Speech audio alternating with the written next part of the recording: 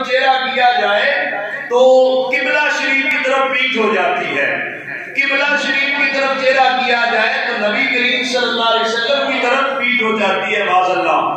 خلیفہ منصور نے یہ فتویٰ لیا تھا اس زمانے میں، لیا بھی عام مولوی سے نہیں تھا، پوری فقہ مالکی کے بانی اور امام ہیں امام مالک رضی اللہ تعالیٰ عنہ، ان سے یہ مسئلہ پوچھا کہ یہاں پر دعا کرتے وقت چہرہ میں حضور کی طرف کروں یا چہرہ میں کعبہ شریف کی طرف کروں؟ حضرت امام مالک صاحب نے بڑا پیارا جواب دیا تھا، آپ نے فرمایا تھا لِمَا تَصْرِفُ وَجْهَكَ عَنْهُ، اے خلیفہ منصور، حضور علیہ السلام کی ذات گرامی سے تو اپنا چہرہ کیوں پھیرتا ہے؟ وَهُوَ وَسِيلَةٌ وَوَسِيلَةُ أَبِيكَ آدم، حضور علیہ السلام تو تیرا بھی وسیلہ ہے، تیرے باپ حضرت آدم علیہ السلام کا بھی وسیلہ ٹھہرے۔ تو جو ذات گرامی اتنی اعلیٰ رتبے اور مقام کی حامل ہے ادھر پیٹ نہیں کی جاتی، دعا رب سے کرنی ہے، شفاعت اور سفارش حضور سے کروانی ہے، لہذا حضور کی طرف منہ کر کے تو دعا کرے گا تیری دعا قبول ہوگی، حضور علیہ السلام کی طرف پیٹ کر کے کدھر جائے گا تو؟ حضور علیہ السلام تو ذات وہ ذات گرامی ہے جو حضرت آدم علیہ السلام کا بھی وسیلہ ٹھہری ہے۔ تو یہ حضور علیہ السلام کی بارگاہ کے آداب قرآن مجید نے بیان کیے۔ آج لوگ قرآن پڑھنے کی بات کرتے ہیں لیکن قرآن سمجھتے نہیں ہیں۔ قرآن مجید نے بیان کیا کیا؟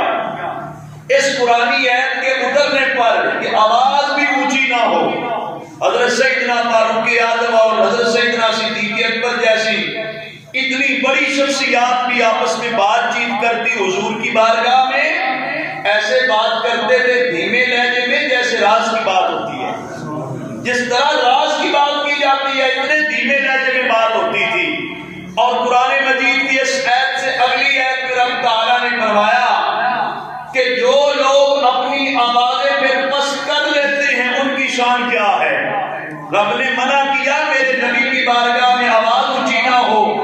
آج کل تو لوگ معاذ اللہ پتہ نہیں حضور علیہ السلام کے بارے میں کیا کچھ کہہ دیتے ہیں، پھر بھی کہتے ہیں مسلمان ہیں، پھر بھی کہتے ہیں مولانا ہیں، عالم ہیں۔ بھائی حضور علیہ السلام کی بارگاہ میں توہین بے ادبی گستاخی وہ کفر تو ہے ہی ہے، صرف آواز اونچی ہو جائے تو کسی مولوی کا فتویٰ نہیں، قرآن کا فیصلہ ہے۔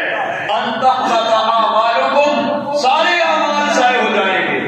علماء نے لکھا ہے، مفسرین کرام نے، قرآن سمجھنے والوں نے، بھئی حضور کی آواز سے آواز اونچی ہو جائے تو سارے اعمال ضائع ہو جائیں گے، نماز، روزہ، حج، زکات، اس لیے کہ ایمان ہی نہیں رہتا۔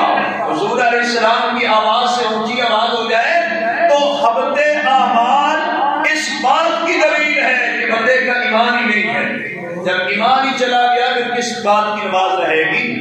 تو اگلی آیت میں رب نے فرمایا جو پھر آواز پست کر لیتے ہیں، حضور کے ادب کرنے والے لوگ ہیں، ان کی شان کیا ہے؟